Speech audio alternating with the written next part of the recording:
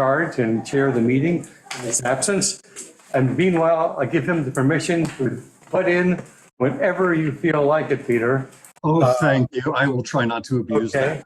Just a substitute here in this organization and chairmanship. So the meeting has been called to order. And our first order of business is the minutes. Do we have any motion to approve, amend, or whatever these minutes? Whatever the appropriate motion is in terms of moving forward and Okay. discussing We it. have a Second? motion to approve the minute. Do we have a second? We have a second. All in favor? Now we have a discussion that we don't need, I don't need any discussion, but Okay. typically I think. But you're right, that's Usually does discussion, but I have no discussion, but very good. So it's approved, seconded, and done with. The next order of business is our report. Greg, on water levels in the wells. the water levels, it's, I wish I knew what to say here.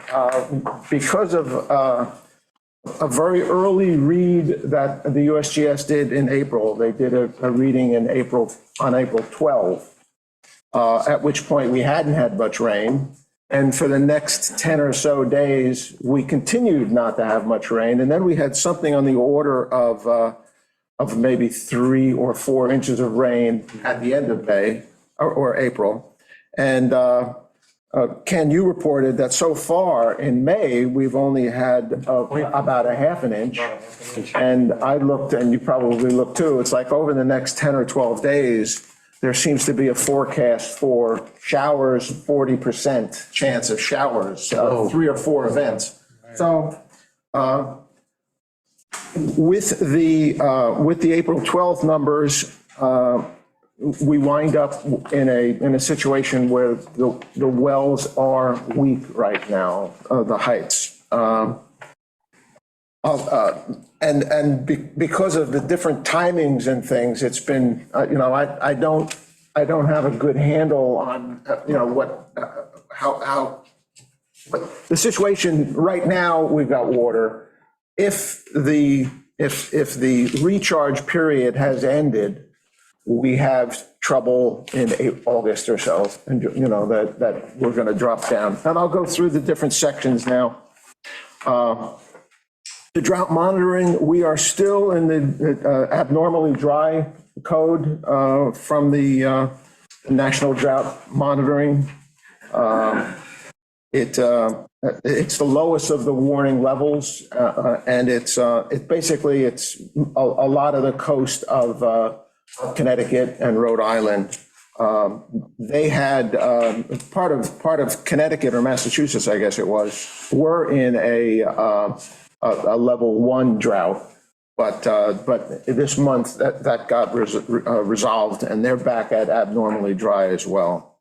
The next, and that's what you're seeing on the map. We're still in yellow, abnormally dry, and there's no 1 or 3 month out forecast because they don't do that for abnormally dry. The next map or the next chart here is the section 2, is the ranking of monthly well heights by percentile. And you can see for April, we dropped down to about a 25% percentile for the 4 wells that we basically monitor.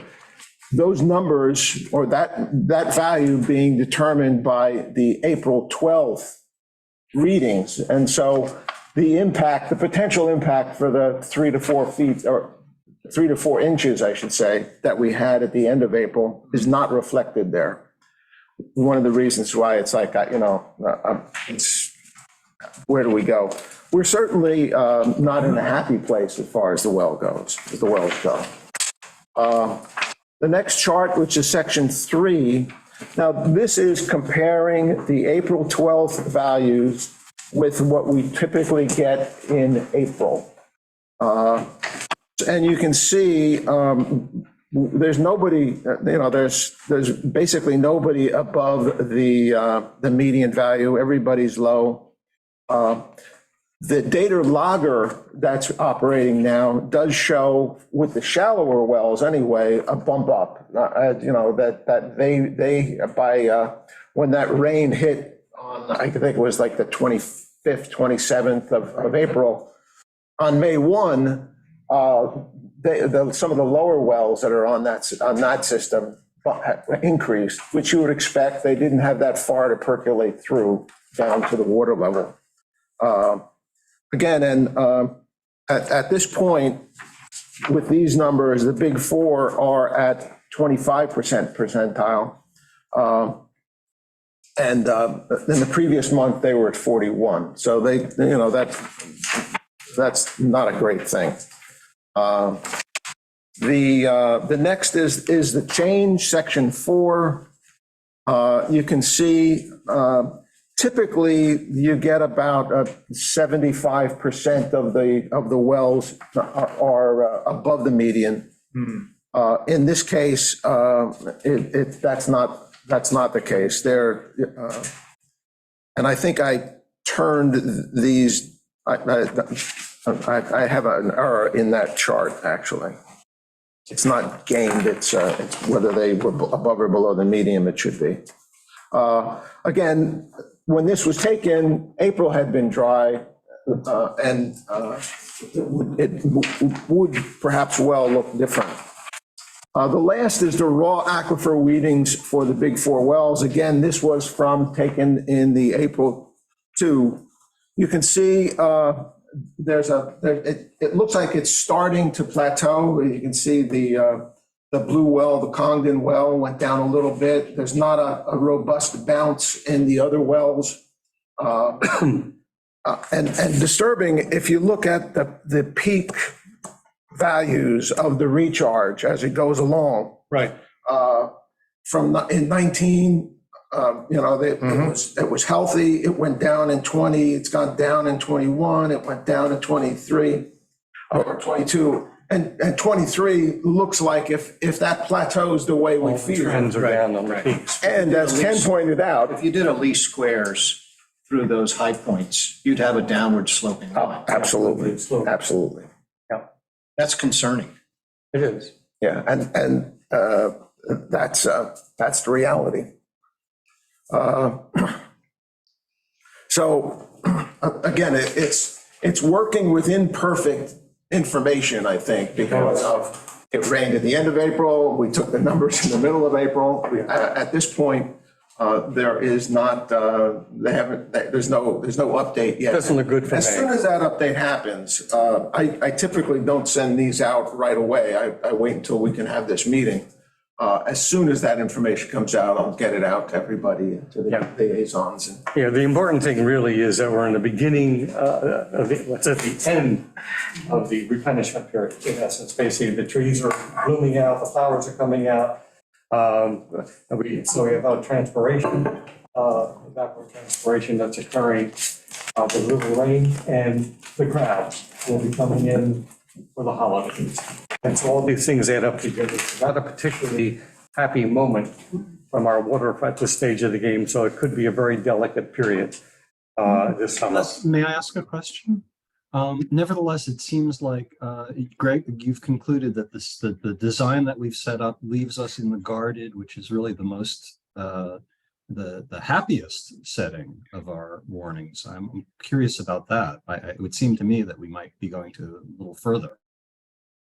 We certainly could do that. I'm not, I guess from my standpoint, I feel uncomfortable that I have truly accurate data here that I'm working with. So, but yes, you're right. We certainly should be ready to do that. And if we wanted to bump it up one level, certainly would make sense. It seems to me that in an abundance of caution, given how little we can say that we know empirically, that it wouldn't hurt anything to bump it up one level. Okay. I guess what we ought to do is a motion to that effect is that the way We've never really done it like this before, but we certainly could do that, Greg, to see how we all feel. Or we can leave it, again, if the system, again, it would be nice to stick to a pattern and not to just like, we think it feels bad. So I wouldn't mind waiting until the next month knowing that we have Joe authorized, if things are starting to look more concerning, to bump us up a level in between meetings. We certainly could change that to say that pending the May results, that we're leaving it guarded now. However, pending the May results, there may be an increase, a bump up in the water use precautions. I can change that lead-in paragraph and, put an asterisk after guarded. That last sentence in your first Again, the paragraph, process should basically, remain objective. I mean, me, I think we're kicking the can down the road. if you look at the history, May is really when the drop starts, historically. Yes. So, and given that April is not really doing gallantly, I don't know. I don't know, it depends really what the effect would be on the community, actually. Well, it would be interesting to see if it did have an effect, if we did bump it up, would that curtail consumption? How would we know? We wouldn't really know, unfortunately. No, but it would help us to communicate with the community that we're in a somewhat more somewhat more conservative position right now, that people should be aware it's not we're in a period of relative drought.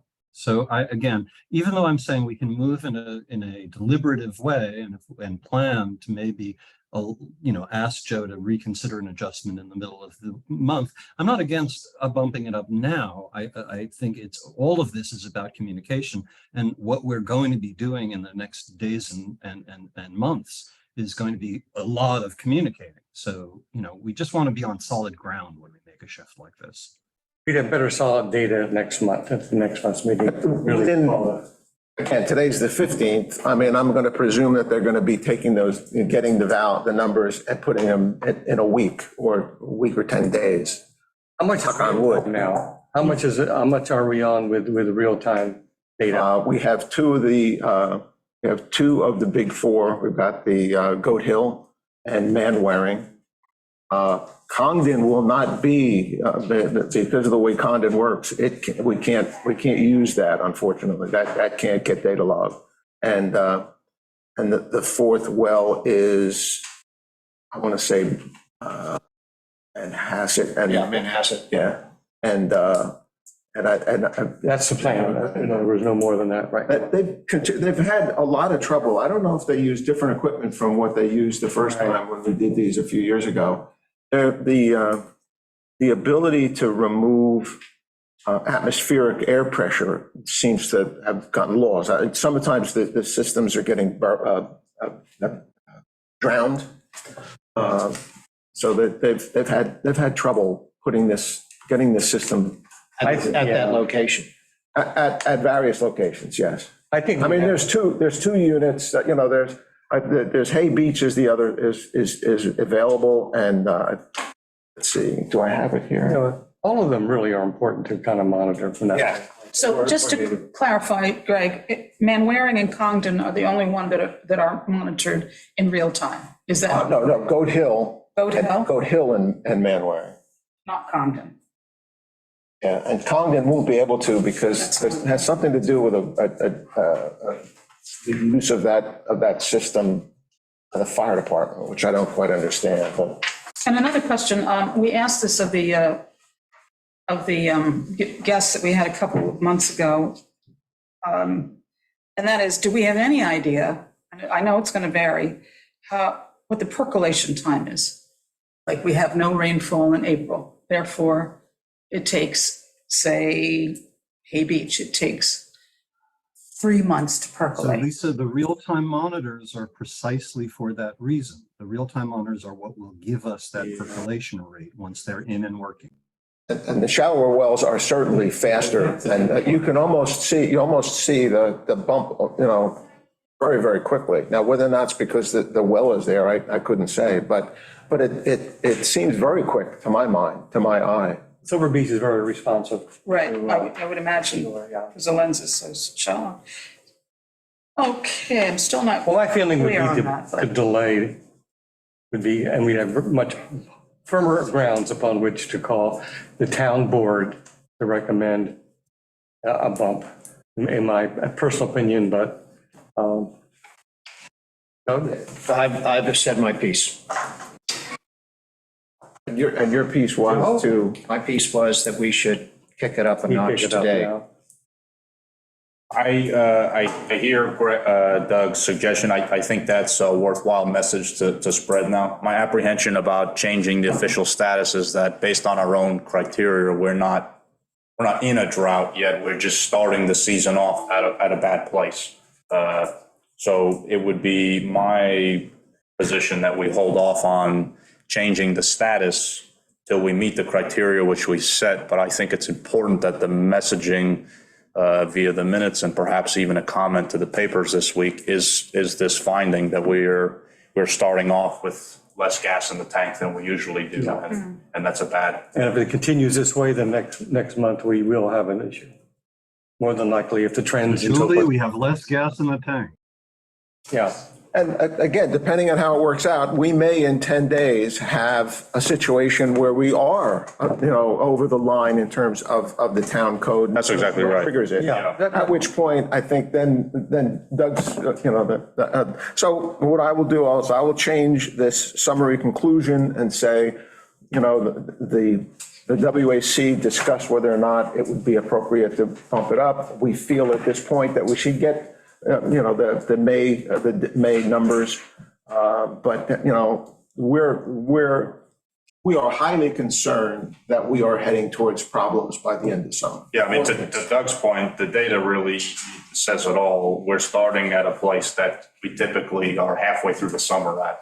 So Already. already, Right. yeah, so. That's my perspective. I mean, the Unless you- trend is very much down. Yeah. It's going, So, I don't, if last year we were very close, I think, to implement, perhaps arguably we should have made a status change last year, but if the trends are the same, we'll undoubtedly make one pretty soon, I think.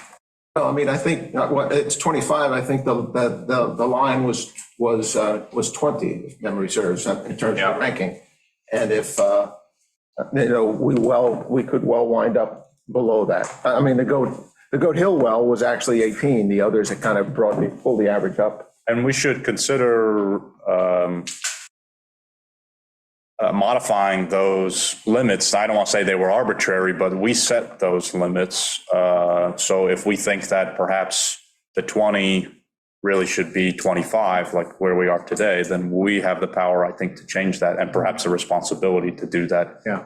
To better capture moments like this when it makes sense perhaps to change the status, You may need an abundance of caution given. and the timing. We were late in the summer last year when we were back and forth wavering, should we change the status, knowing though that perhaps we were a few weeks away from peak demand being over here, or this different situation where we're staring down peak demand and we're not going into it from a good place. Okay. No more comments? We can move on. Basically, we'll just keep it as such. All right. Okay, we have a fresh pond status, Peter? Yeah, so back in March, I believe it was, the WQI approved two different grants for Fresh Pond, one being, it was really the same WQI funding, but for two portions of the Fresh Pond project. You'll recall that there was a $6,000 grant for permitting the short-term cleanup of Fresh Pond, which the neighbors will be underwriting. The Neighbors Charitable Foundation will be underwriting. And that permitting work was completed during this last month, has gone into the DEC, where we also have signed contracts with Solitude Lake Solutions for the actual work doing cleanup on the pond. We're hoping that can occur in June or perhaps early July. Otherwise, we kind of missed the boat on this season. We're at the mercy of the DEC for the moment, but again, all the paperwork in detail, and it was a large package that Lombardo Associates had to work on. That's all has been received and acknowledged by the DEC. We do expect to get approval and be going ahead. Observe water levels, Peter, in Fresh Pond. How have you looked out your window there to see how the pond looks? Yeah, yeah. Well, I'm not at my house at the moment, which is why you're chairing. But yes, during the course of these recent weeks, it actually did look like we had some recovery, and that you may get somewhat better numbers. That's was part of my caution. But again, Fresh Pond isn't the be all and end all. Sometimes it's a little above what the water table level is when there's been a lot of recent rain, and then it settles down as it pushes back, sort of, so to speak, hydrologically. Okay. And sometimes it, but I did find that in the recent month ago, it was very low. So the recent rains have been helpful. Thank you. Okay. And yes, Howard, Yes. Go to the podium. up to the stand, Howard. Hi, I'm Howard Johansson. I have two questions for the Fresh Pond. One is, does it require a wetlands permit, building a structure in that area? The second is, at one time, it was discussed that we weren't going after getting more IAs in that area because it could affect the readings on the phosphate. Are we still at that? Yeah, first question about the wetlands permit is that the permit Peter described for the work is a weed harvesting activity. So the plants that tend to bloom around now are going to be mechanically removed. So we're not building the permanent structure yet. And the other component of the project that Peter's talking about, the structure, that's in the design phase now. And that permit will go out to the state. It needs a state wetlands permit at minimum. And I actually that's a good question about checking for the local wetlands permit, if that would apply, but we're not at that phase of the project yet. Okay, so that will be coming. And the other item about the IAs. IA systems, what is it, 14 properties or 12 properties? I know Vinnie's old property, they put in an IA system. Yeah. One down, but. Yeah, so because we've taken on this study of Fresh Pond, we know now that the nutrient in abundance is phosphorus, and the installation of IA systems around the pond to reduce only the nitrogen may have a negative impact on the pond in terms of its phosphorus content. So I think as part of this larger project, we're going to look to have a recommendation for IA systems on those contributing properties to Fresh Pond. Because as you recall, not necessarily every property that borders it is contributing to the groundwater, but this is a great opportunity to make a recommendation for those neighbors there, perhaps even find a way to prioritize them. But the traditional IA system is not recommended at this stage. And how long would that? We are very eager for phosphorus reducing IA systems to be installed around Fresh Pond. Exactly. Yeah. Okay, I just was questioning that because I know, if we have less IA systems up there. There were two permanent, two had received grants or approvals from the WQI, and one went in, and we'll be continuing onward with the effort. It's just that, as Joe noted, nitrogen and phosphorus are a balance. If you reduce nitrogen, you can actually harm the pond. So we have to be very careful in how we implement. Yeah, I was just concerned about the flow into Menantic Creek. These properties all flow in there. And, Well, I think that the only flow into Menantic Creek from properties near Fresh Pond is going to be across the road, across Midway. Those will flow toward Menantic Creek. But yes, we are certainly concerned about the flow from Fresh Pond itself into Menantic Creek. 75% of the water in Fresh Pond winds up a year and a half later in Menantic Creek and then out in the bays. So yes, absolutely. Reducing nitrogen inputs to Menantic Creek is a very big part of this project. and this project is a 10-year project. It's a long-term project. It's been much of my life at this point. Yeah. Well, that's what my concern is that, keep that high IA nitrate system. Oh, I don't think, no, and those are separate issues. Certainly we're looking to restore the pond over a period, for degradation that took centuries over the course of 10 years. And this situation with the IA systems is something I think will be resolved, in the short term relative to that. But it's important for the long-term planning around the pond. It would be a shame to have the community's money invested in IA systems for this dozen or so properties and turn out that, we're actually going backwards on the pond's overall rehabilitation effort. So, but, to be honest, Meg's probably most tuned in for when those types of modified systems would be commercially available, but we're also able to tap Lombardo Associates to make recommendations for individually designed systems. It's not my preference to go down that route because I think that's the more expensive and complicated approach. What we'd be looking for as a community is for commercially available systems that reduce phosphorus to become available, and that's what we would implement in these locations. So it wouldn't be the standard IA system that the health department has approved now? Well, Meg, what's the status of the? There's a series of systems, they're IA systems, but they also treat phosphorus that are currently being tested up at MassTech. So once they receive approval and NSF ratings, then they can be tested in Suffolk County. So they're currently going through the process of getting the certification in order to be eligible to be installed in the county. So we're waiting to see how it turns out. Nancy, who's to say, a dozen houses, right, that we're talking about, but we found out, I'm in my favorite chart over here, most of the nitrogen is probably coming from here. Actually, if you look at the chart closely, it doesn't go into the creek, it goes into Hager Road, Right. which is a little strange. I don't know if it's the chart is incorrect or what, but it's something we should look at. Yeah, but I mean, a lot of people on that midway strip between Fresh Pond and Banana Creek have upgraded their septic systems. There's a good number of upgrades on that area. I just. Yeah, and additionally, Howard, it's important to notice that the system that for Fresh Pond has been, just in terms of the amount of nitrogen reduction that it will cause, about equivalent to 26 IA systems. So we are, that there's a high level of nitrogen reduction that will occur in addition to phosphorus reduction. I do understand this has been a long-term project. We have to see these long-term projects to completion.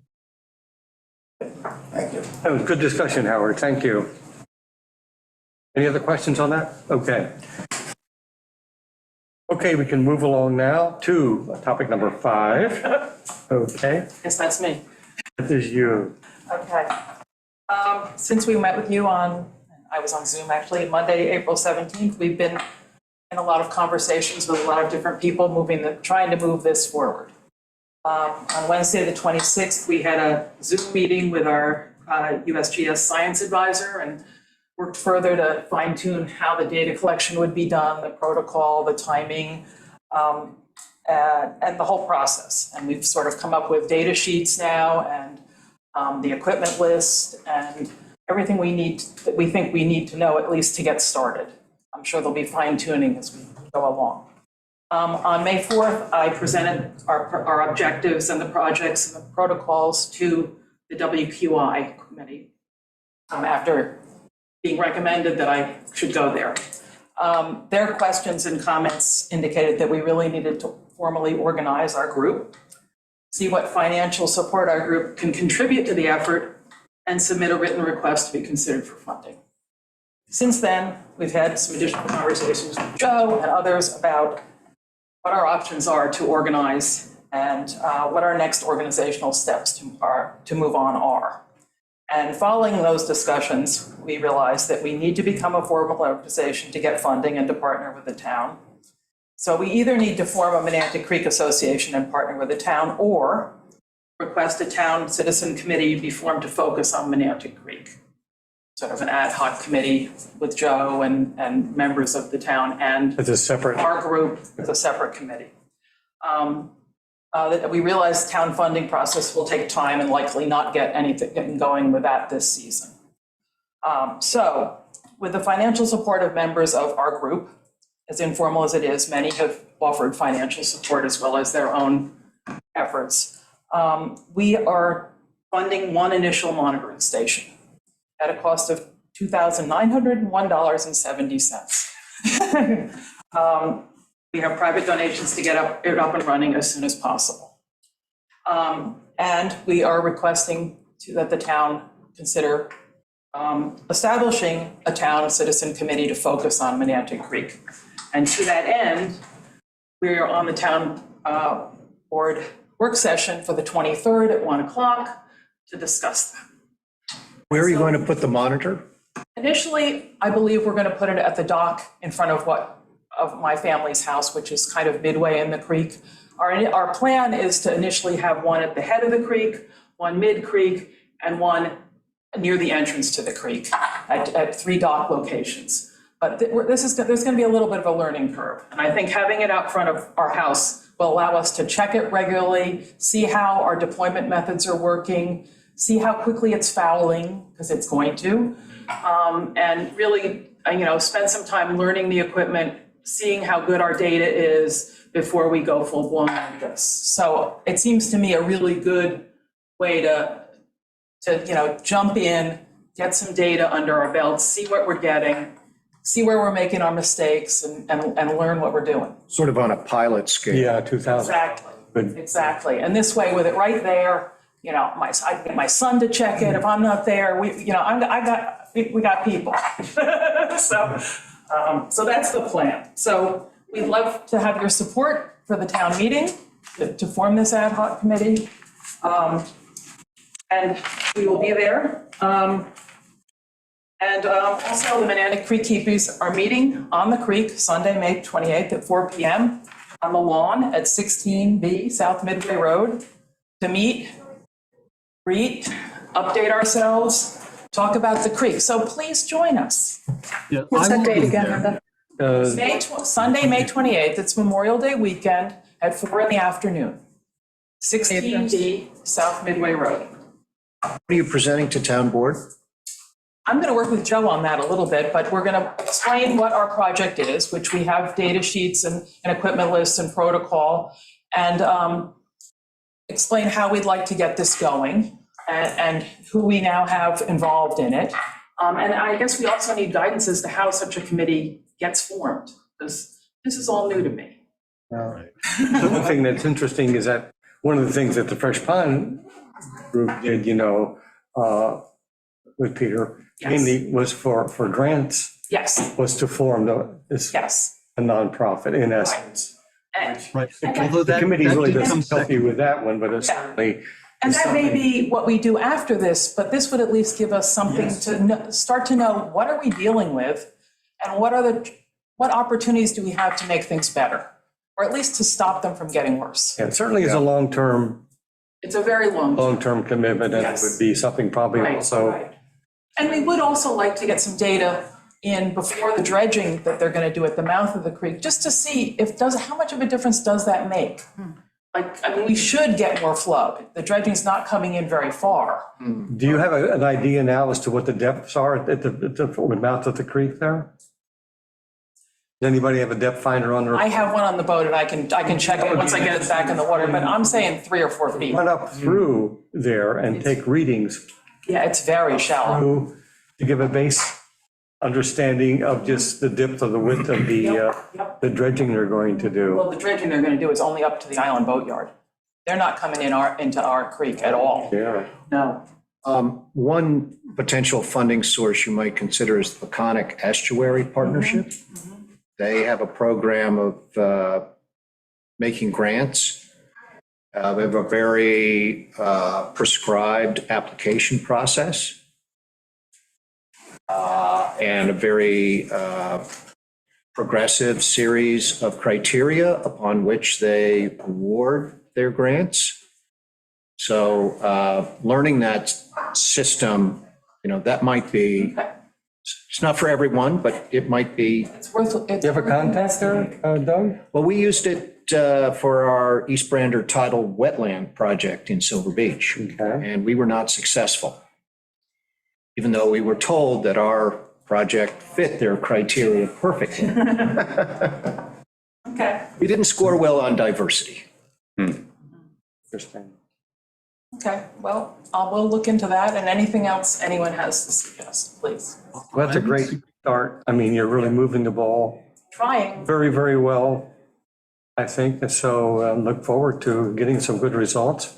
Well, but I would like the to advise the town to form that committee that Alice is requesting.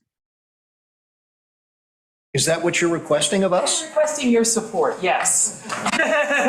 So show up at the meeting. Come to the Yeah, this meeting sounds on the like- 23rd, or Right. whatever it is you need to do to officially say, that's a good idea. Or certainly urge the town board members that are sitting in the audience today that this is a good, certainly a good cause. And what I think I wanted to reiterate is that Peter, through the Fresh Pond Neighbors Association, sort of established this procedure as a way for citizen science groups to become an official organization that can then engage with not only the town, but perhaps have better luck with PEP, other financial resources. And so we're looking at two options now to create that formal structure. The first being the ad hoc committee style, which is what we did for Fresh Pond to kick things off.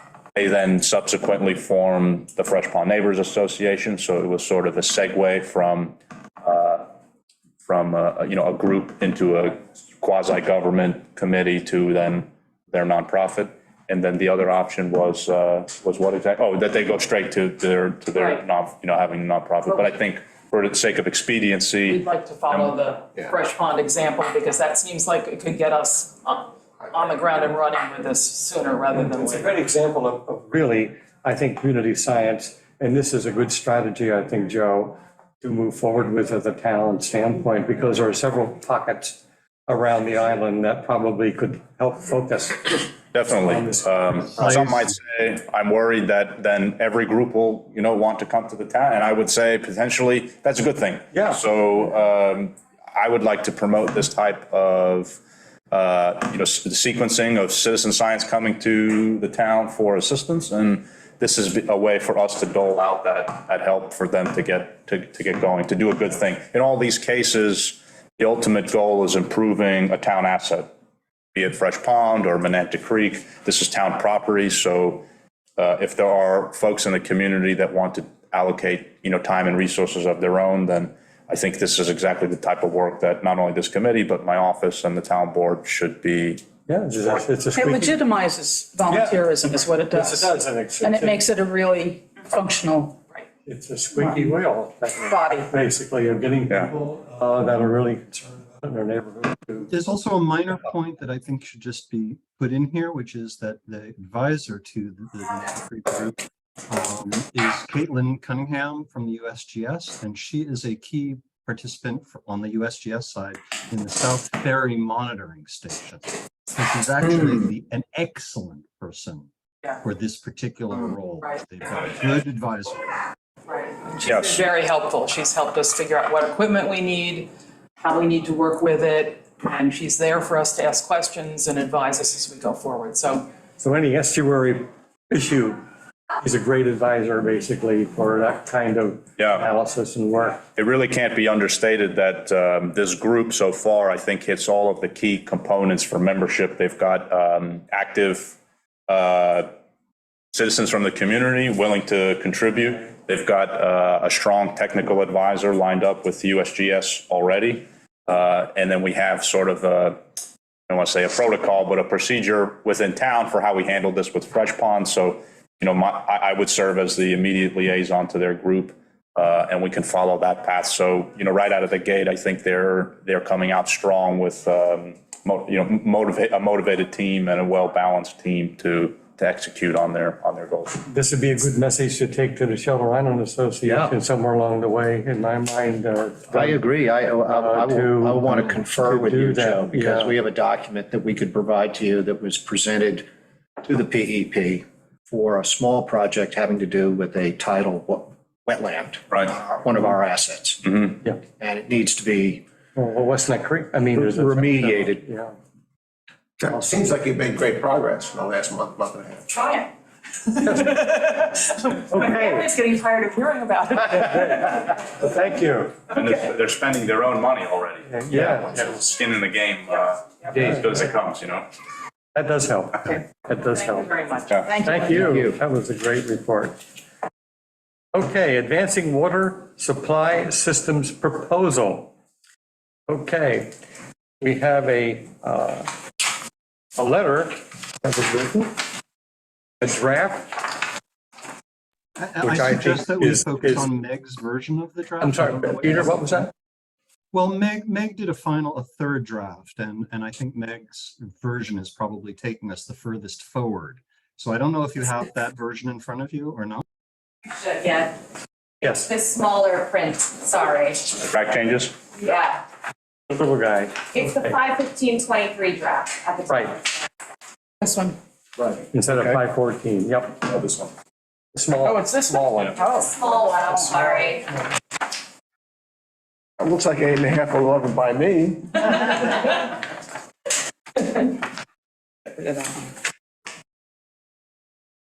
You know, and Meg made some very interesting, Meg should make her own comments, but Meg made interesting comments about the reasons behind some of the changes she made in this letter. So, you know, again, I should let Meg speak. So, I mean, here we can read the letter for people who can't see it. It says, "Dear Shelter Island resident, the Water Advisory Committee is exploring the feasibility of a municipal water system to supply clean potable water to the homes and businesses located in the center of the island, where many have reported unhealthy levels of nitrogen in their well water. We've met with the Suffolk County Water Authority to discuss practicality, scope, and estimated costs of such a system. The next step is to determine need and interest. We are reaching out to you because your property is located within an area identified as at risk for high nitrate levels in the groundwater. The red triangle on the map below indicates the area of concern being canvassed. The next steps in determining need are as follows. 1, if you are interested in having your groundwater tested at no cost to you, please fill out and return the enclosed water test response card. 2, for those residents who respond, yes, I want my water tested, the town will coordinate with a water testing company to set up appointments with homeowners to have their water tested. 3, the results of the water testing will be presented and discussed along with any previous data at a public meeting of the Water Advisory Committee. All water testing data will remain confidential. At no time will your property be specifically identified in the discussions that take place. The area within the triangle will be broken into regions or areas and will be discussed in that context. This water quality data will allow for informed discussions regarding need and will provide essential information to understanding the quality of our groundwater in the center of the island. Thank you for your time and attention to this important matter. We look forward to hearing from you. If you have any questions, please contact and we'll put someone's information in there. So I wanted to make sure that it was informative. It kind of laid out the steps that we were going to be taking. And that it didn't necessarily scare people, because I think that this is a very large area, and I think a pretty large area of this area is not going to have a significant problem. I think we're going to end up with a lot of hot spots, but I don't think it's going to be like an overwhelming issue for some of this triangle. So I don't want to unnecessarily worry people if they shouldn't be worried, and then if they should be worried, we'll inform them. So I feel like this kind of like lays it out very cleanly. You know, we're exploring this possibility, but we want data and we want information, and we're asking your help. So I felt like it was, any suggestions?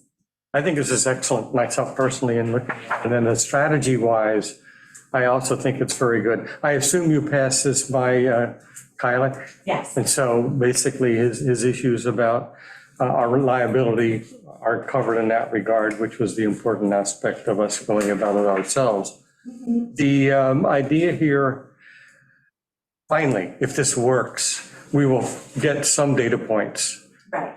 I think right now we really don't have any, except a couple by street that John Cronin put together 2 years ago or something like that now.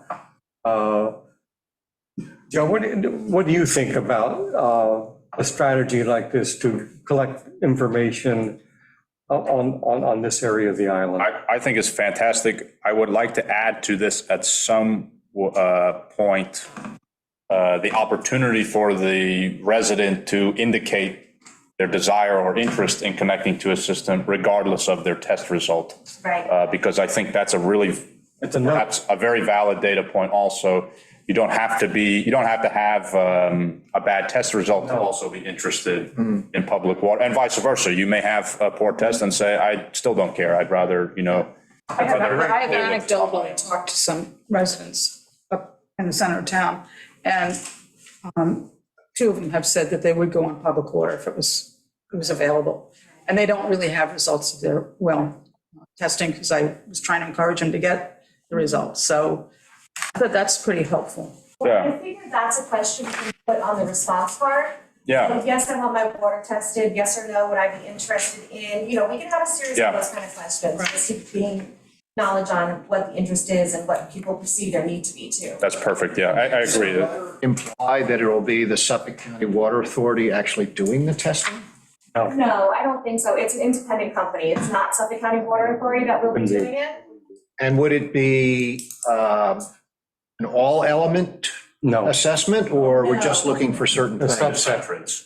So what we're looking for is, it would be Right. nitrate, nitrite, ammonia, E. coli, coliform, and MBAS, which is like detergents and soaps. Right, and that'll be listed somewhere, I would imagine, so you know what you're getting the money for. Right. Your Right. freebie. We can put that on the response card. These are the items we'll Yeah. be testing for. Yeah, that's a good idea And also. then hopefully, if we can get a good response, we can get good baseline data, and then we could repeat this test in a year or 2 years, or, after we Right, feel right, the right. progress may have been made, depending on what the situation turns out. Because we have no to be. baseline at this point.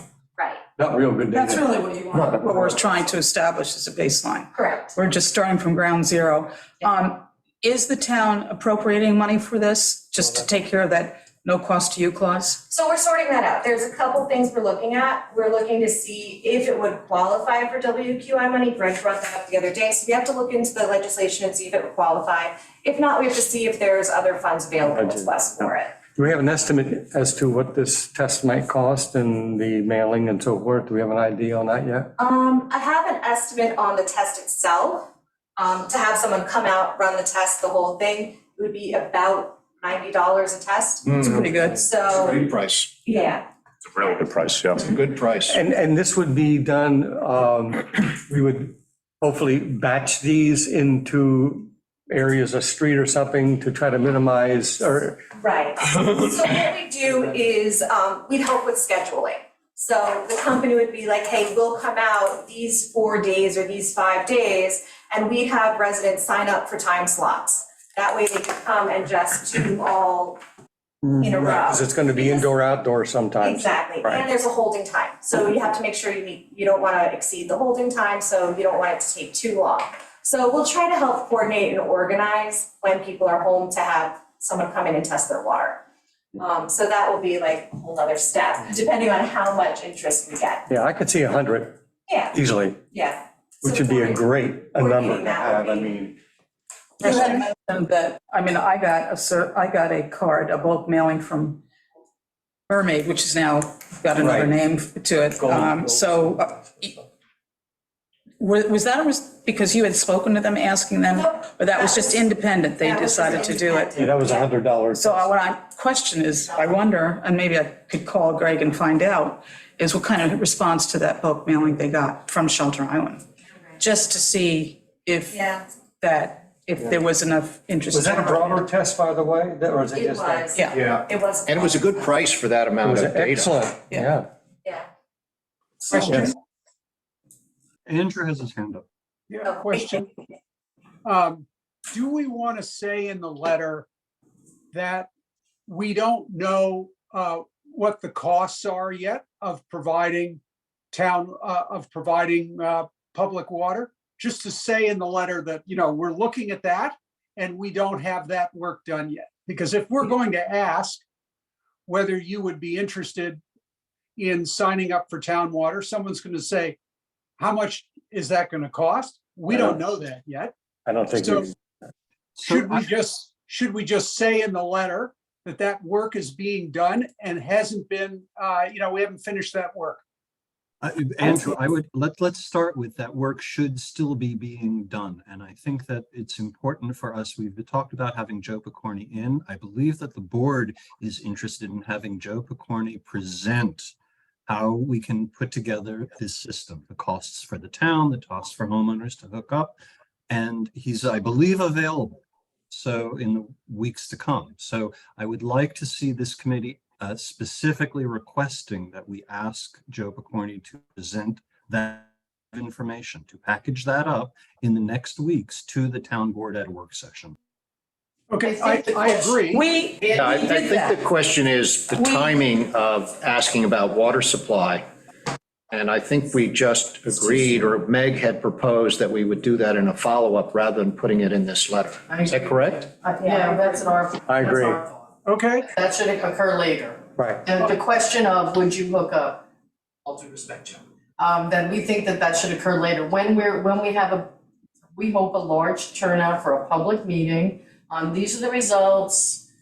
We would have heard from Joe Picorni by then. You've done the preliminary work, Lisa. We got a lot of, Andrew and I already got a lot of that information, which we kind of reported back. Yeah. And Andrew will corroborate that it's very fluid. And it has everything to do with, first of all, sourcing the wells. So they have to find out where valid well sites are. And the length of the piping, how many people are going to be on, and there's a lot of variables. Yes. Which Joe Picorni will tell you, and he told us. He can tell us, and we already know what the cost per cubic, whatever, however they do the individual rating. We do it by the yard. He could tell that. He can tell you what the ordinary costs would be for a Fire Island resident, since we're in that same category.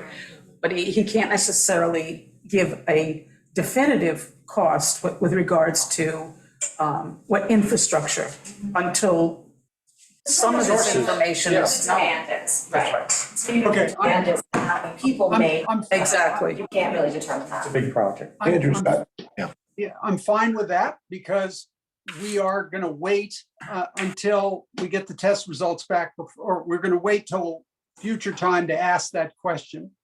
My next question is, this is a communications question.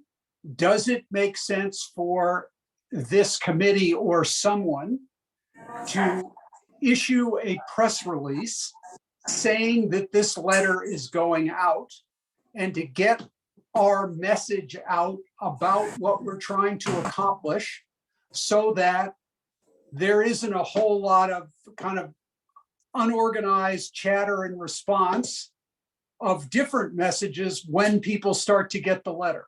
Does it make sense for us to issue a press release and say, this letter is going out?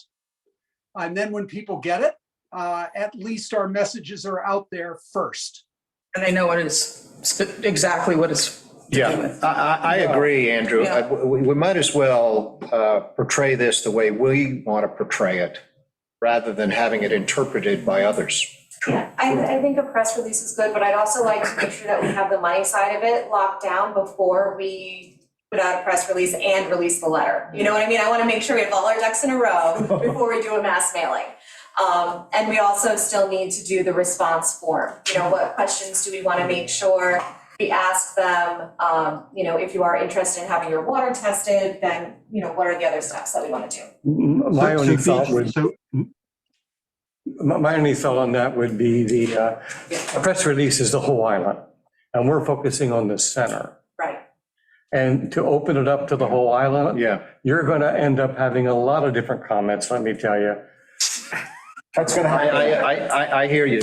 I think we should keep it to the Ken. center Yeah. and do it via the letter, targeted, because that's our interest. Right. But And this, you could still put on the press release who it's specific. Yeah, Ken, no matter what, there's, half of the, well, 2/3 of the island is going to say, hey, wait a minute, how come I'm not in this game? Well, I want it too. Yeah, that's right. So to address it in a press release, maybe that's something that would go into the press release. This is a first step. Exactly. There'll be future steps. So we kind of Cover try it. That's and very important. start to Extremely own, as Doug said, I think, or Andrew, try and control the dialogue first, rather than responding to other people. What do you think, Peter? Yeah, I think the way Greg put it was exactly right. I think that it's very important to include the nearshore areas. The water supply to the nearshore areas is as much a part of this discussion. If you clean up the water in the center, you'll have water supply for the nearshore areas. So this is for the effort to create public water is not only for the center, and it has to be clear in our messaging that it is not only for the center. Nevertheless, there's a public health crisis in the center. For certain people, they have non-potable water. I'd like to know some people in Silver Beach would want to sign up for this immediately. Yes, I think I know a few. So, well, and Okay, we'll also but we- have contact information on the letter itself if people have questions. So, Okay, We I'm have good, to yeah. be- We have to be careful about the language that we're using.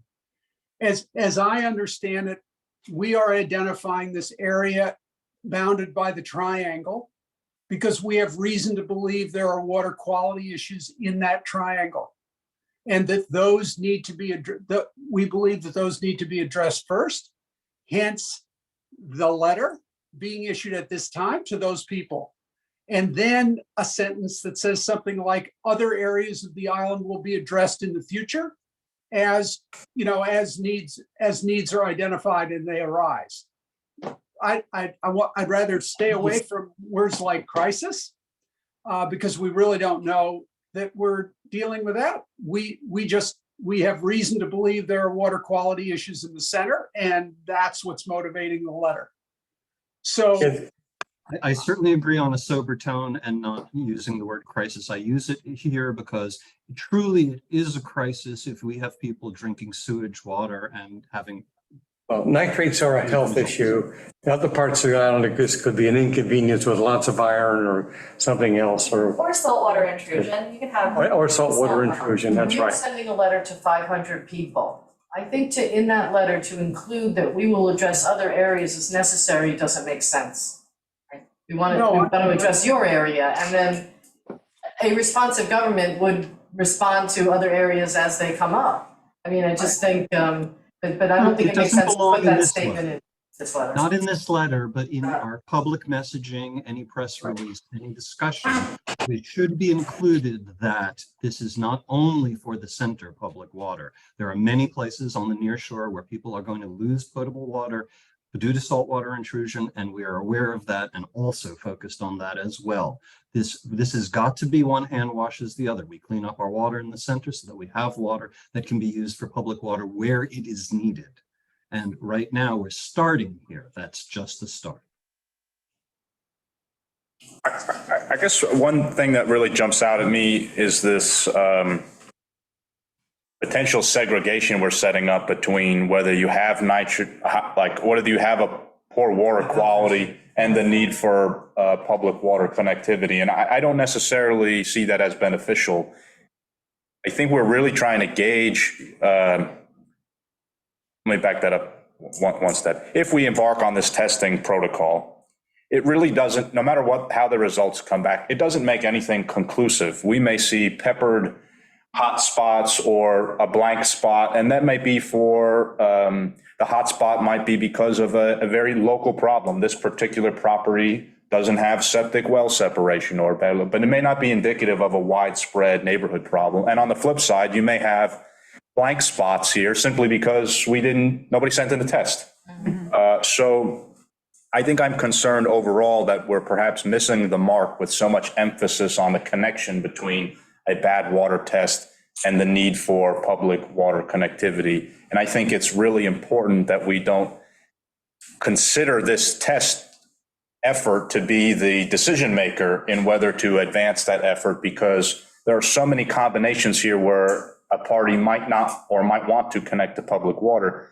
And in most cases, it could be irrelevant to what their test results are. They may have not gotten a test, but they're still interested or not interested in water. They may have gotten a bad water test, but still be interested in water. They may have gotten a bad test and are not interested in water. And I think as a decision-making entity, yes, we're interested in the water quality. That's helpful, but this isn't a robust test procedure that we can gather the data and say definitively, here are the boundaries of high nitrogen. It's not, there's going to be a huge blind spot in information for us to even make that assertion. So I'm a little concerned we're going too much towards trying to understand where the high nitrogen is and missing out on the opportunity to gauge the public's interest in what we would propose as their solution. If really we want the location of high nitrogen is helpful and important to know, but really we want to know if there's an interest in connecting to public water I or think not. that question can only be asked after the public you have a public meeting. Joe Picorni comes and presents And we can do that. We can do that, we can do that in the next couple of weeks. And I think a good place. To know that. We're trying to gain public feedback. This is the whole point of the letter and the response card. Now, you can open it up to the whole island and ask the whole island, make this out to everybody and see what comes back. Well, here's But what then you're gonna have to Here's what I ultimately. address Ram Island and Silver Beach and Montclair Colony and the center. Yeah, but let me just say this in terms of procedure.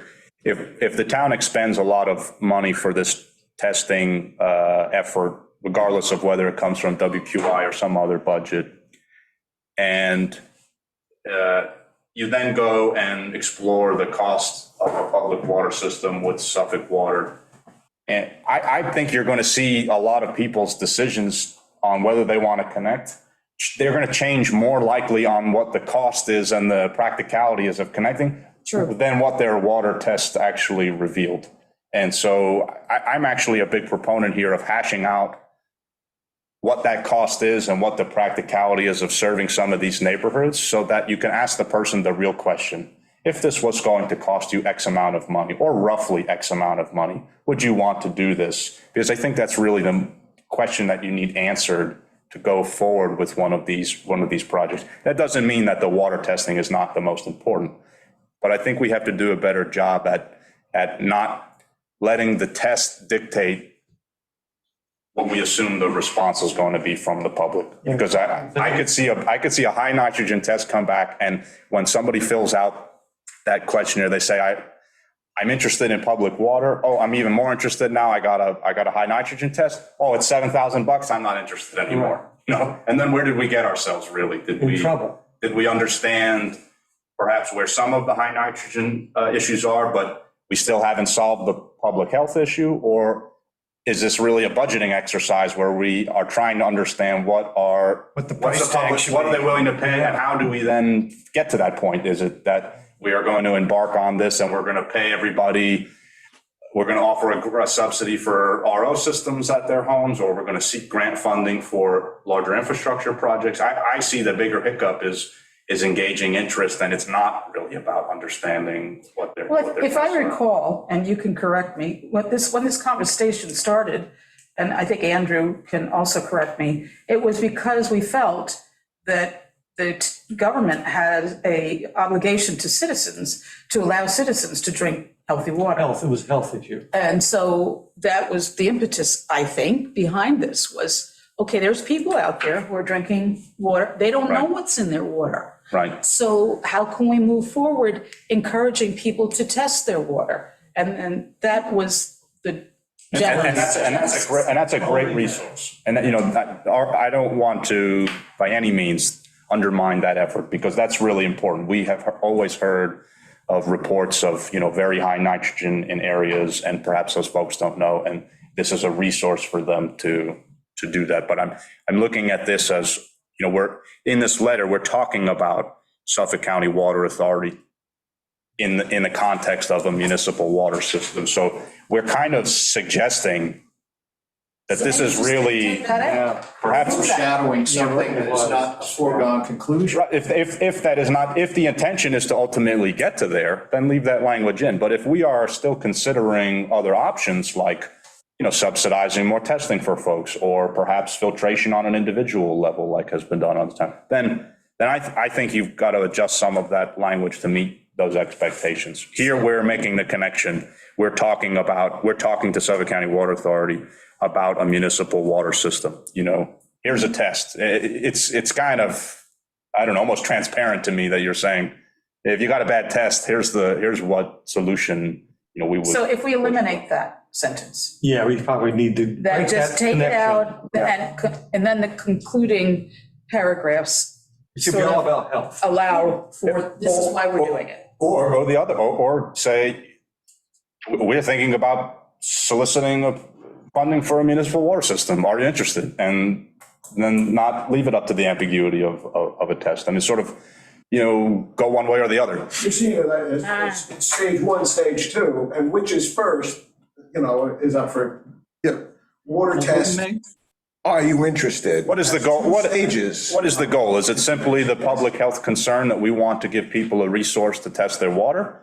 Or are we using this as a de facto gauge on who might want to connect to a public water system? Well, I would it say was a that- government issue. It had to do with health, is my impression. Right, your first comment is, yes, that is how it started, and that's, Yeah. I think what we're looking at is what are people drinking, very Right. simply.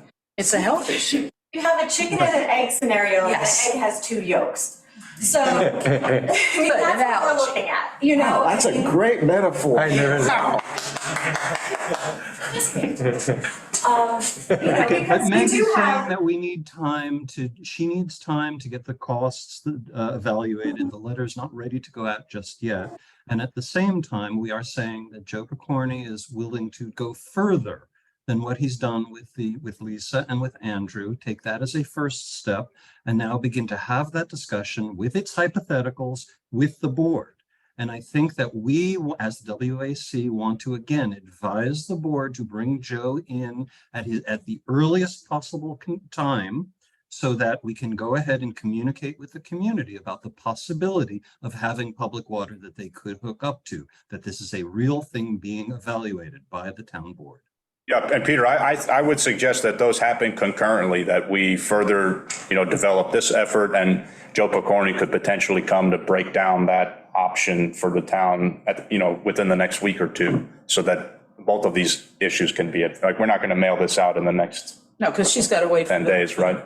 to find money to do the testing. Yeah, right. I think that, saying that this is going to go out next month is, What are you saying? No, I can't, what did you say? When? soon, a week or 2 weeks. well, okay, so these are the things that we have to do. Let's lay them out. One, we have to find our funding source. Yeah. What are we gonna use? Then we need to create and decide on the The postcard. response card. So what questions do we want on the response card? And then once we have that determined, then we can send it out. So those are 2 big things that have to happen. So the response card is something that we can email back and forth and kind of get ideas on that. But part of making that accurate is going to be what questions do we want answers to? So yes or no, are you interested in having your water tested? Yes or no, would you be interested in hooking up to public water? Or what are all the other options? Would you prefer to have, but I mean, like. Yeah, you can make it a bigger all the survey, right? options, would you prefer to have, your own water filtration system, or would you prefer public water? Would you prefer not to have your water tested and know that you just want to hook? I mean, who knows? But maybe think about what some of the other solutions could be. If it turns out that we just have a few hot spots and not a really huge problem, then it may adjust how we want to look at it. Because then you have to do the cost benefit analysis of bringing public water to only a handful of people versus a significant number of people, changes the dollars that you're playing with. Absolutely. And changes the cost burden to the homeowner. So, depending on what we get back, even interest-wise, people, like you said, Joe, may not care that they have high nitrates, they just may not be interested in water, or they may not care that they have low nitrates and they may want water, you don't know. So, on this interest card, we can have those questions asked, would you be interested, yes or no? Would you, so we can sort that out, and that will also give us a better understanding of what direction everything's gonna move in. It's all about, getting, surveying the public. Exactly. It's just What do getting- you want? What do you need? educating and getting feedback from the public, which Right, we have been lax in, right. the town. And So it's a the first step. information that we're always given is, I have a problem. And so we hear that, but it's only from a handful of people in a handful of areas. We need to know about the rest of the area. So if we can get everybody more involved and everybody willing to share information, then we can make more informed decisions and have more informed discussions. So that's kind of the objective of this. And the center triangle is a well-defined starting point. That's been used historically for other reports. And we didn't just make that up. Right. Those boundaries have been Well, established. that's a big red spot, basically. Yeah. is That's how it based on all the started. maps that we've Yes. been. Right. And to validate Looking at- that aspect of it. Right, so, but it's, I think the public also would reckon, or hopefully appreciate that that's not, those lines are not something we set for the study. It didn't get slid over one block. There are no That's- arbitrary numbers. Right, It's not that's, arbitrary. You know, the WQA kind of recognizes that the edges are fuzzy. on a parcel basis, Yeah. but not on a. Problems don't come in triangles. So we have met with the Suffolk County Water Authority to discuss practicality, scope, and estimated cost. We're saying that's out now? No, we've met with them. We had a meeting, Andrew, myself, with Joe. And what Joe said is the first step, if I remember correctly, is that they would cite a place source. for a well with water that was accessible to, say, ley lines to the center of town, where he proposed, which was Jasper Road and Thomas, to take care of the municipal district, because that's all we had originally talked about, was taking care of the center of town and then going out from there. And so what he said is Suffolk County has got to, and I don't know if they've communicated with the town on this, they have to be invited, but they have to come in and do some monitoring to find out where the best sites are. We talked about St. James Woods. That would be the first step. Where is the water? Where can we find water? It obviously has to be town property. It obviously has to be in a place that's outside of the hot zone, if you will. And so they have to analyze and test. So that would be the first step. So perhaps they- if the they town present wants to some go, I hypotheticals. don't know about the first step, but okay, early step. that's, Well, that would be the first step if we were getting public water. Right. So what we also need to determine is what's the extent of that need? And that's kind of what the goal of this is. And what is the interest in that possibility? You know, that's kind of where we have to, that's what we have to figure out. Because there's this alternative out there, which I think is a valid alternative, which is, let's just say it's very spotty, which means you'll be running lines, the public water, assume, public water, we're running lines where a lot of people maybe wouldn't hook up, but the people who need it would, of course. Well, a nitrogen reducing or removal filter for each house is about $2,500, which is a little bit less perhaps than hooking up to public water. So I think all this kind of, I think there is some need for data to know what the need is and the desire as well. I think both of those are important questions. And I think that there's no reason why all this information can't be coming in at the same time. no, you need all this information. What does Suffolk County Absolutely. Water have to offer? What does the population want and or need? But, you know, I mean, it's, to me, it's all coming in, and my goal would be by the end of June, we can form some, you know, to have a robust sort of suggestion as to what a path forward would be. Oh, okay, so suggestion, kind of listening to all this. It seems that the purpose of the letter are two.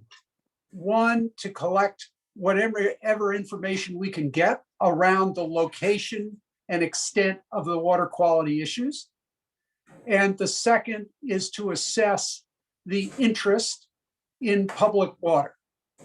The latter, the second purpose, needs, I think, to have some cost around it in terms of averages for each customer or each potential customer to hook up, so they have some idea as to what they're talking about when they fill out the card. So if that's true so far, it seems that it makes sense to to work out some average cost data around the system, Lisa, that Joe outlined with us, which was a water source, a well field in Sachem's Wood, and a transmission line down North Midway Road, and then into the center. And then a distribution system throughout the triangle and just an assumption that you have 40 to 50% of the people who hook up. And That's a correct, yeah, he needs that. and work that out in terms of what that would cost per customer. And so you'd be able to say in the letter, on an averages basis, average underlined, this is the kind of range of cost in terms of either capital cost or ongoing cost. And that analytical work needs to be done. Then the letter would go out and the letter would identify the issue as to we are initially motivated by water quality concerns in this triangle. And we're trying to solicit interest in getting water tested within the triangle. And we're also interested in knowing at this point what your level of interest is, would be in public water if it were to be provided. And the average cost of that could be around X per homeowner. And then we get that information back. And we could use that information to do a couple of things. One, we would have a sense as to address Joe's point, as to how well spread out the quality issue is. In other words, is it fairly well distributed throughout the triangle, which would indicate that public water would probably be the better solution? Or is it really isolated, in which case point of use treatment might be the better solution? I don't think we know, but we should know that. We should learn that as a result of this process. The second thing we would learn as a result of the process is what are potential customers' interest in public water at that kind of price point. If the answer comes back that, hey, look, no one's interested in it, well, that's relevant data.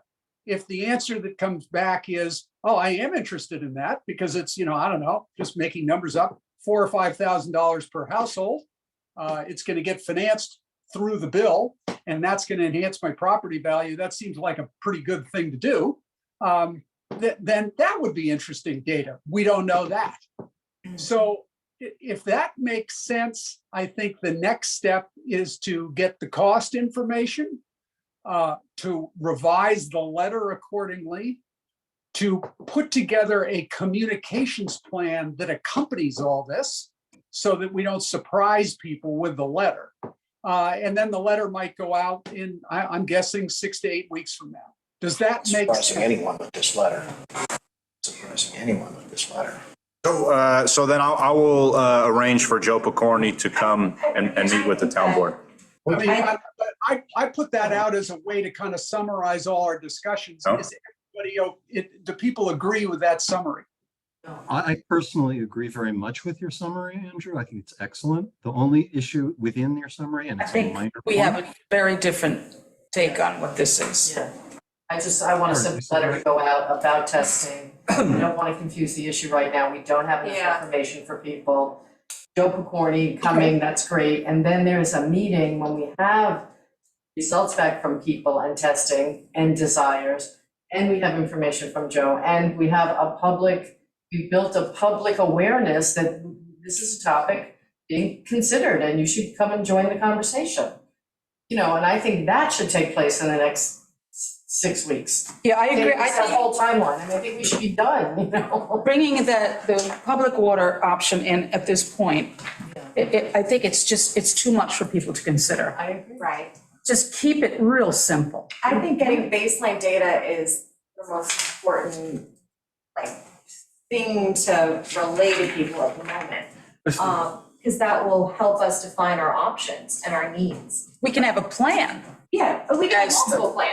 Yeah. We can have multiple options. It strikes me that you have, that I'm hearing an agreement between you guys. That when you talk about the Suffolk County Water Authority, don't put it in there, it confuses the issue. Correct, that comes after. And would you be interested in having public water? No, that's not now, right? That's Not the question that you're asking. It's not the question. Yeah, so then we should remove the language of. There's a lot of red ink here on this sheet of paper that's gonna, nope, that's out, that's out, I think. I think it's the. I thought that's what I just. Keep it simple. Yeah, so then the references to you know, I mean, the opening paragraph about feasibility of a municipal water system, that's not the goal of this mailer. Yeah. It is, however, the goal of inviting Joe to speak to the board next week. It is. Yeah, Right, yeah. And that, Peter, I think that's essential actually to continuing the conversation, because as Andrew has mentioned many times, there's nothing more relatable than attaching an average cost for folks as they weigh this, you know, as an option for them. So I think that's got to happen. And It would happen later. later. Yes, Yes. yes. Yeah, and I shouldn't say necessarily later, separate from this. That may be your 6-week point, your 2-week point or 3-week point may be this letter without the Suffolk County Water Authority. The only question I have is the drafting and approving, if this is coming from the WAC, how do we work that out? Do we want a subcommittee? Do we want to be sending out in 3 weeks or 4 weeks? I think, yeah, but another thing that we're losing sight of is the 40%. 40% of any one road has got to decide to join before they will put in a line. So unless, But are we losing sight of that, Lisa? sorry? Would you say, Are we Peter? really losing sight of that? We're very aware of that. Well, no, I think what we're We're talking not about losing sight of is two things. We were talking about people responding and saying, yes, I am interested in a public water. But if there's only 2 people on Jasper Road, that's not going to be 40% of the population. So I'm just putting that out there to keep that in mind, that if we're looking at areas to join in or to be connected to the water main, where the water main lies, it needs to be 40% of that area, however they define 40%. Yeah. So the 40% number is not, oh, yeah, I'll do it. No, you won't do it. I'll do it. It's Suffolk County saying, oh, no, there's not enough, we don't have enough people on this line. We can't have this line. Right. that. That'll keep people throwing eggs at each other's houses. You had your hand up for a while, Howard. Maybe double yolk eggs. Is that a yoke? I think. Oh, man. Howard Johansson. Howard. I think what you're getting at is item 7, public education. I think half the people on the island don't know what the water is. Oh, right. I don't think they know where it comes from. It's like turning on an electric light switch. People don't understand that it's coming from a power company someplace in the area. And if as we go through, and I think that Meg has put out this thing and let's see what happens with it. Ask people. We have, as Mike said, we have heard there's trouble with water in different areas. Would you be interested in knowing about these? And then have a meeting and read out to them. Because without the public education, you're not going to go anywhere. It's going to be this committee and maybe my conservation committee and a couple of committees. But we're a small part of the population. I think we must have public education, and I think the starting letter is the best thing to do. Just send it out there to alert people. Well, make people aware there is a water quality issue on the island. Okay, thank you, Howard. Yep. We need to do all this work. We need to take it on the road. I just wanted to say, I've been talking to my neighbors about a lot of this stuff. Keep it so simple. Nobody's reading anything. Nobody's reading the reporter. Nobody's reading the town website. They get confused very easily about what's going on, especially the people who aren't here all the time. So, I mean, I think it's a no-brainer to have your water tested.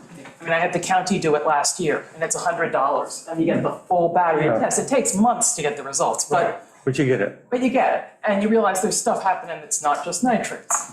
So I have concerns too about that.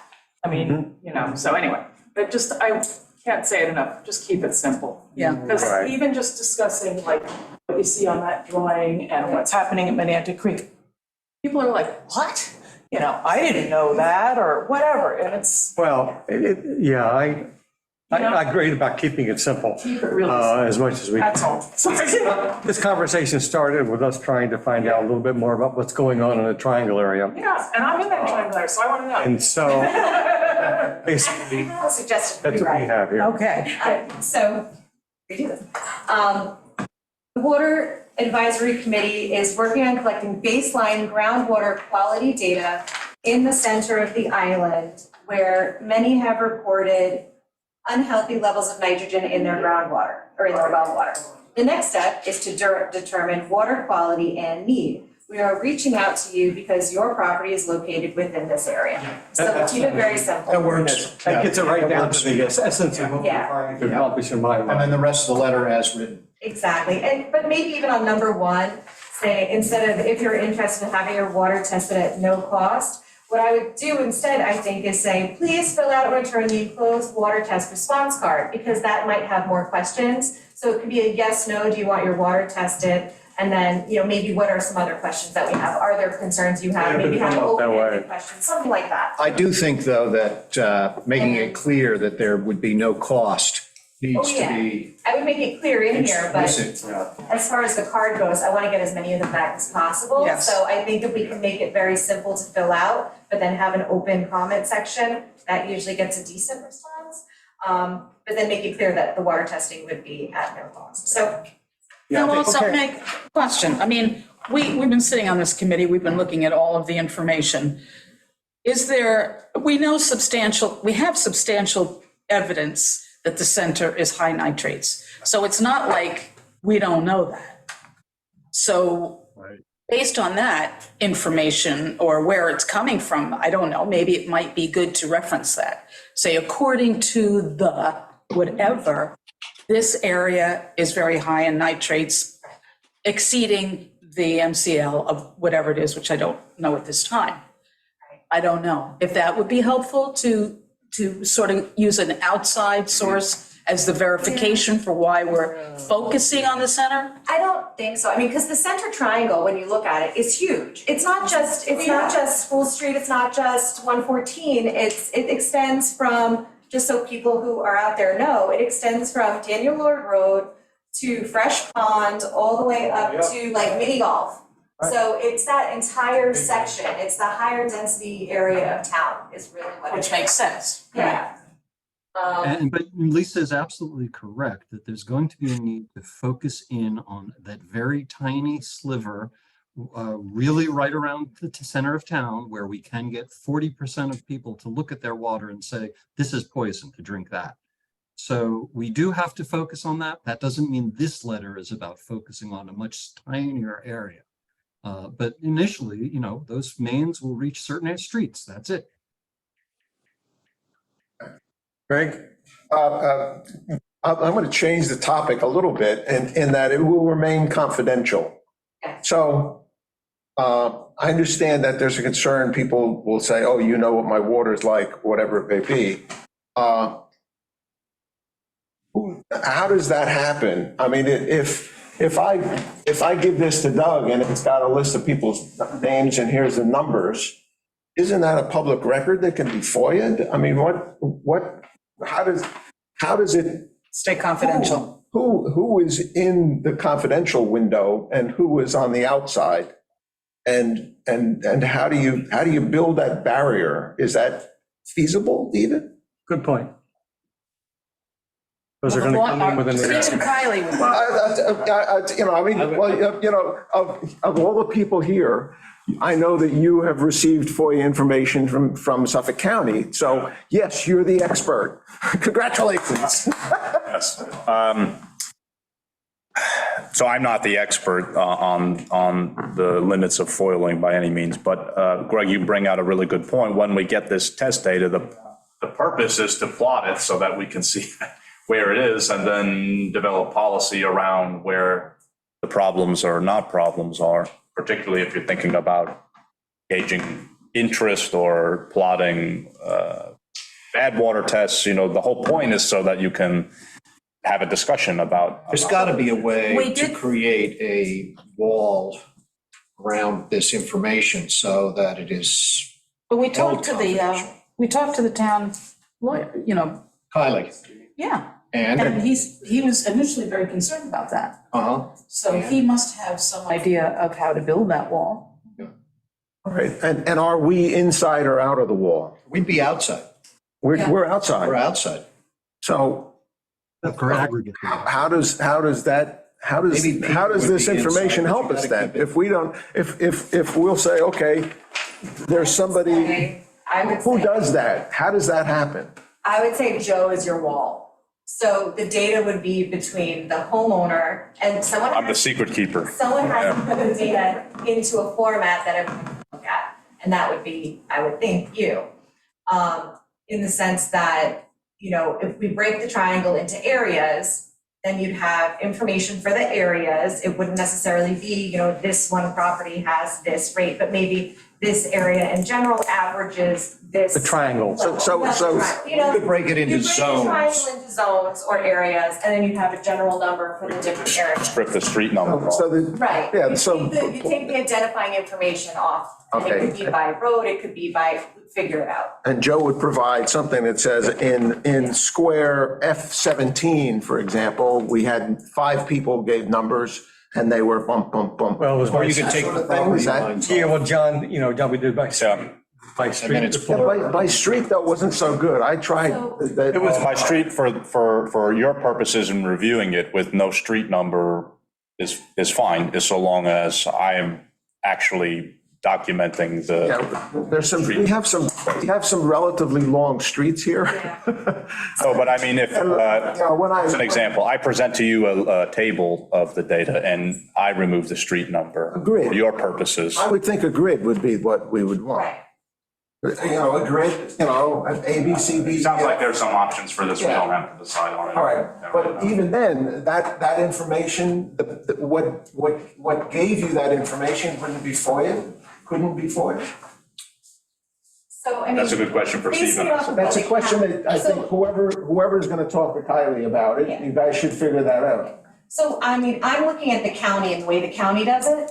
If you FOIL the county for water test data in an area, they will not give you the street number. They will not give you the address. They will give you a list of data points in an area, but they will not give you the individual addresses for those data points. That's the stuff It's that you essentially gave me, right? Yeah, that's long And that's, streets, right. Same technique. So same technique. yeah. But we would have an understanding of what the parameters were for each area. Yes, having long streets, if that information came in, that's not very good for us in terms of, if you just say it's North Ferry Road. Okay, I have all these numbers from North Ferry Road, and, well, that's one end of the town practically to, you know, halfway through the town, and that would not help you. So you're going to Identify. need the grid like you're suggesting, You need- Greg. you You're need- definitely going to need that. You know, you need a different sort of, vector yeah. of Yeah. information. And if Joe's gonna be the man, that's fine, that's To be good, determined. yeah.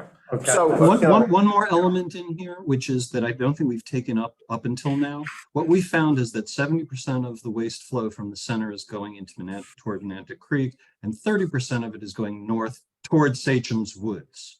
So I do feel like we should add an agenda item for ourselves that we're going to need some sort of protection zone around Sachem's Woods, if Sachem's Woods, or between Town Center and Sachem's Woods, if Sachem's Woods is going to be the public water supply that Joe Picorni is analyzing hypothetically for us, if that's where we're going with water supply.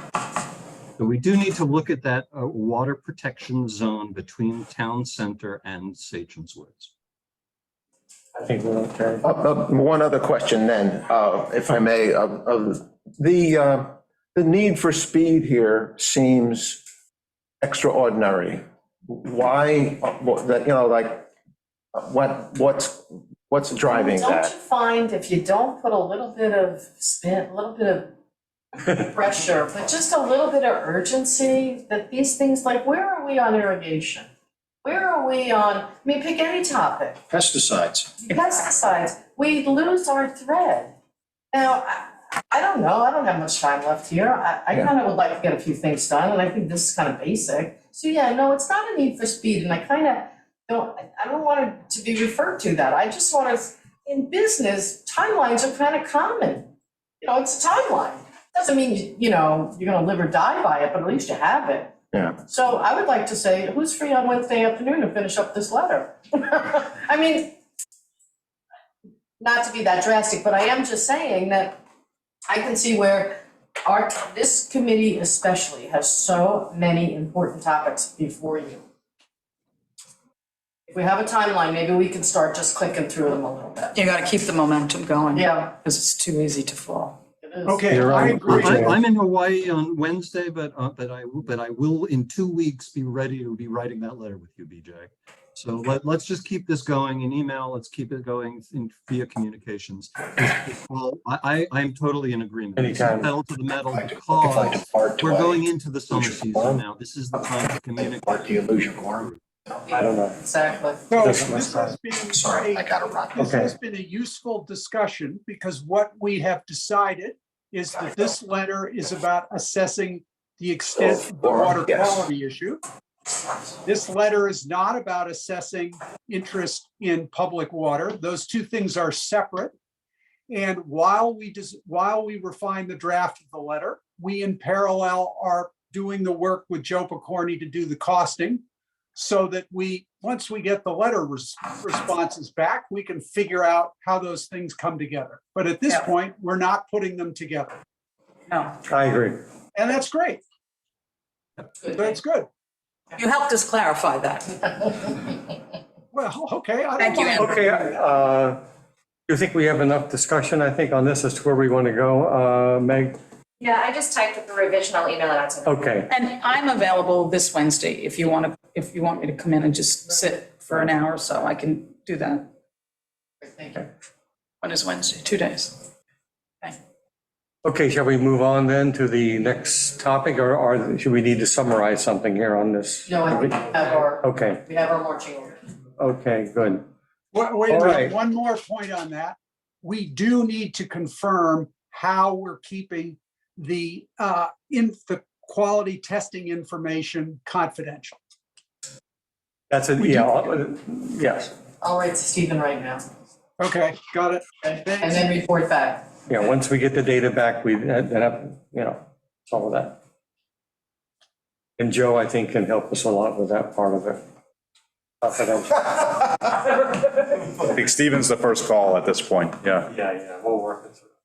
Yeah, There's an old joke we there. don't want Joe to be liable for everything. No, no.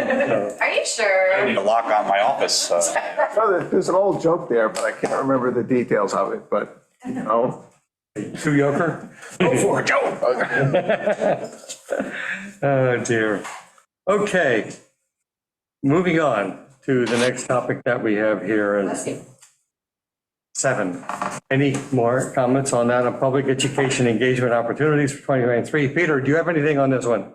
So, it's now 3:38. I don't think that we can I think we're going to have to take this online and email and so forth, but meetings at the libraries, we need to be preparing for the, in August, the fair, the Eco Fair. Right. We're going to need to, I don't know if the library has the tent, if that's been eliminated because of their construction, their work, but. No, they have the tent up. They have the tent up, so I would like to do that again and again and again, and I'm available to speak, and I'd like others to think about what they would like to speak to the community on and where they can do so.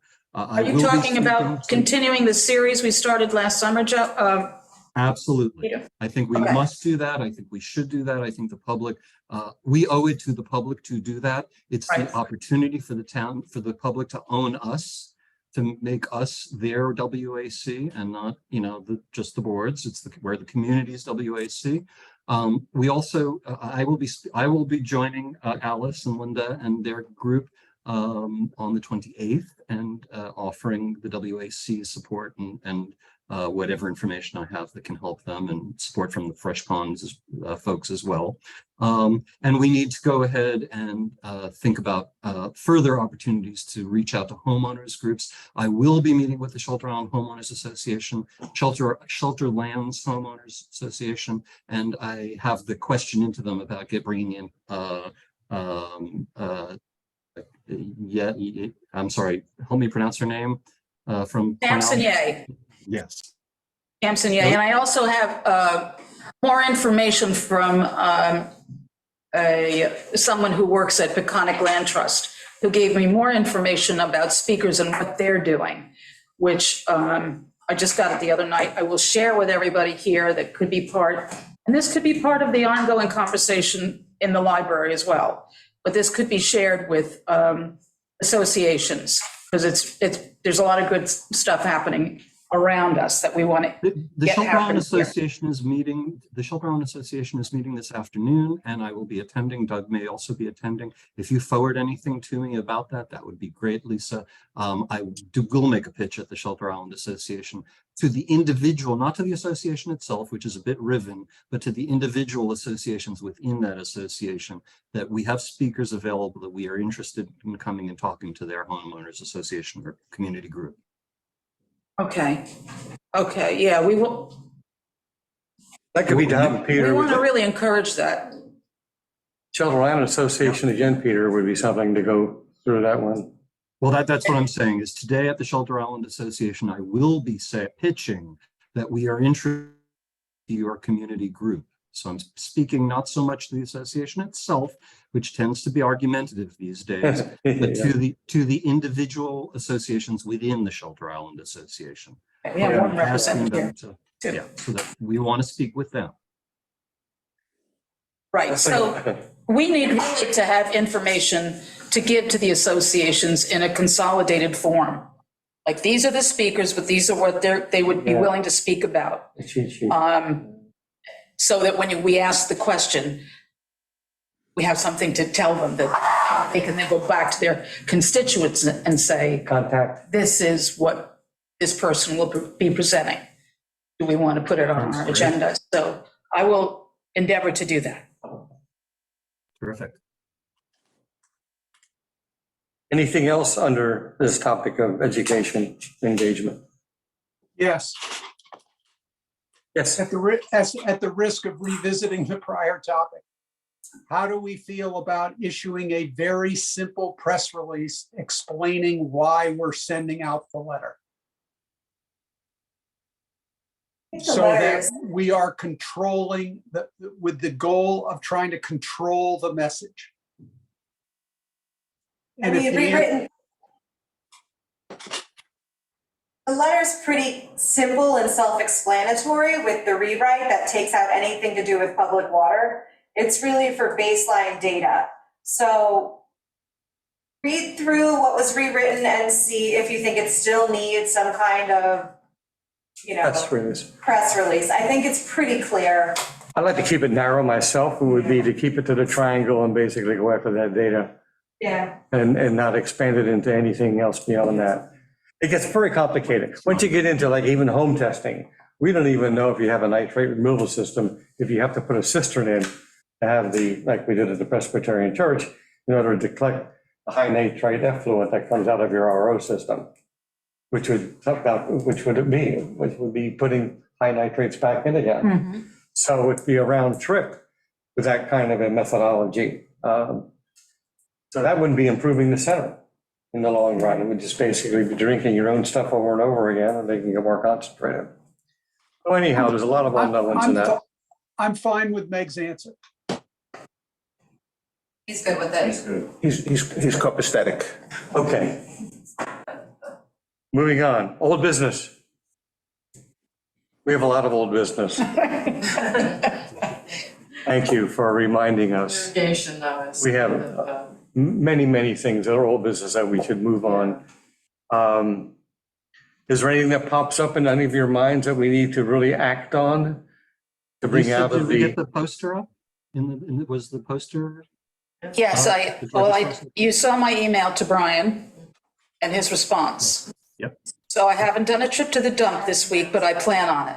Yeah, check on him on that. So I will be seeing, It will happen. Yeah. well, I mean, his response was Yeah. affirmative, and that's good. So I did want to say one thing, and I may have said this before, and I don't want to, go on and on here, but little cards, it was suggested to me by Laura Finelli at the Senior Citizens Center, that if we made little cards to be distributed to people that we knew are involved in cleaning out a home after someone has passed away, if we could distribute those cards to inform them about what to do with all of the excess prescription drugs, that would be very helpful. So. For her, yeah, it probably would be. Well, for her and for others that are involved in Right that. at the senior center there, right? Yeah, but there are, say, for example, independent contractors that go in and clean a household. So, and I know a couple of them, of who they are, but I haven't spoken to them yet. So I was gonna try to work up something in a very small, say 4x6 index card and have that for approval, hopefully next month, so that we can start distributing that and keep that information going. Yeah, that's an interesting idea, yeah, it's a funeral parlor. Funeral parlor was mentioned. Yeah. Yeah. So, Put it at the pharmacy. well, there is the large poster at the pharmacy. Large post. This is to hand out individually. So People who if I recently have, passed. everybody's Yeah. okay, I'm gonna just move ahead with that. That's a good point, because I remember picking up folks who have passed away, and they open up their old drug closet, and I'm telling you, it's like stuffed from top to bottom with Exactly. jars Yeah. of material, yeah. Okay, Is there someone who New has? business. new business, And it's a. Great.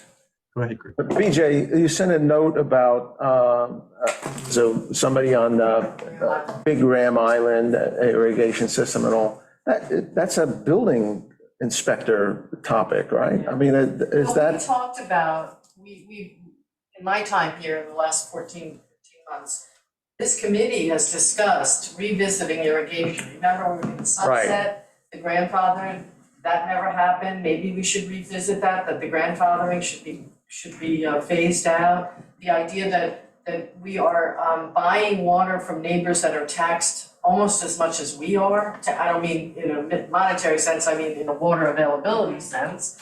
That's a discussion. The idea that maybe we should allow people to collect from their rooftops to fill up cisterns that exist. Now, that, I did drive out to Ram Island. That is not, as far as I know, what's going on out there at that specific site, house that was cited in that email.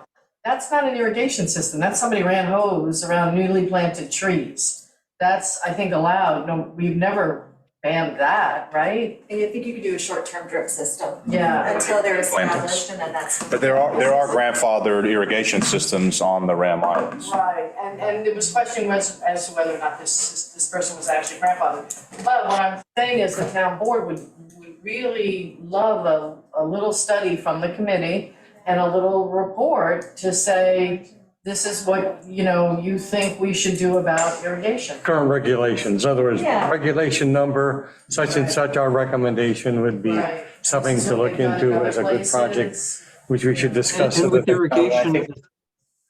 Collecting water from downspouts and so nearshore forth area. in sensitive areas. it's another situation where the comprehensive plan has come back to bite us. Because I'm sure the comprehensive plan says something about that. I don't know. It doesn't. The 94 didn't really address irrigation so much, so we're trying to put concepts into the new plan. So if you have recommendations, please give them to us, because we're working on it. Okay. Oh, suggestions that what it should say, not just, okay. Yeah, suggestions on what should be included in the comprehensive plan as far as regulating irrigation goes. Okay. It's kind of hard to, like, we've been telling people, put in a cistern, get trucked water. So it's kind of hard to be like, no, you can't truck in water now, you can only do roof collection. So it's gonna have to phase into whatever it's gonna be. But, the first step might be sundowning well-drawn irrigation. It's like, that's the worst possible scenario, is to have well-drawn irrigation in areas with saltwater intrusion. Right. For two reasons. Once you salt your well, then you're salting your plants and you kill your yard. So, we have to come up with some basic solutions. And you have to give all the steps. That's a pretty simple one, Meg. Yeah, That's that's a pretty, pretty and simple thing that you just said. Yes. we don't need the comprehensive plan to address this. No. To act on it. In No, other words, it's not a zone These are issue. simple one-line items that you can Right. vote on This quickly is, at the town board. code. We adjust town code on a regular, Right. so. A lot of other things. Has that anybody popped up. looked at codes, other town codes regarding irrigation? I have not. At one We're the time, we only had, local town code with irrigation, we're the only municipality locally with irrigation law. And other towns are looking at now, for the first time, implementing irrigation restrictions, but not at their own request, because Suffolk Water or the that's Riverhead right. Water District, Suffolk- for instance, the respective water systems are asking the towns to impose irrigation restrictions because of the demand that they saw. Next winter, can I be assigned to go to Scottsdale and see what they're doing? yeah. In February. So we're actually the first. That's a good plan. Well, I'm gonna go back to my trusted Martha's Vineyard. I think that's a good island community to check. Nantucket. Yeah, because actually one really important piece to this is that our neighbors who are now contemplating their own irrigation restrictions are the ones who are providing the water for our de facto irrigation policy. And it is already now being discussed in Southold Town. Hey, if I can't water my plants on Monday through Wednesday, why is there a tanker truck on my street Right. filling up water to go to? Isn't that 5,000? Completely. What's in a truck? Legitimate. It is. It's an, Several thousand, yeah, it depends on the truck. Not 55,000, no, less than 10, yeah. Anyhow. Ken, it seems to me that, Ken, it might be a good thing for you just to look up town code for us around near shore exceptions to the irrigation law. Just which law numbers would need to be amended. It would be nice to have that at our next meeting.